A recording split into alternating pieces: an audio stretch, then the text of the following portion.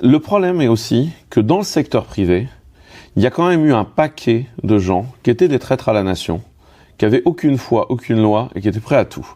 Et il y a eu beaucoup de gens qui ont pris de la commande publique, qui ont pris de la commande globale en disant souverain et qui se sont vendus ensuite aux États-Unis. Quoi, il y a du souverain washing? Ouais, bah tu prends ton marché, puis une fois que tu as pris tout ton marché, bah tu le vends à l'étranger. Mais pour ça, il y a des solutions. Alors, d'abord, la première chose, sur la collaboration interboîte. On nous a toujours présenté les choses comme étant vous devez travailler ensemble.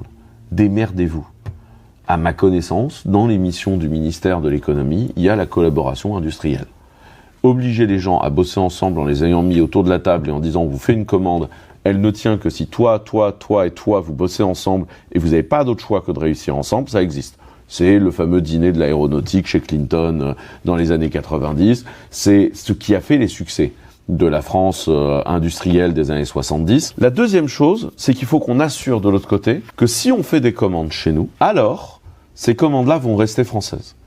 C'est pour ça que dans ce qu'on a signé avec la Commission européenne, mais également avec des très grands groupes français récemment, et ce que je vais reproposer encore une fois à l'État, c'est une clause qu'on appelle la clause de souveraineté finale. Qu'est-ce que ça dit ?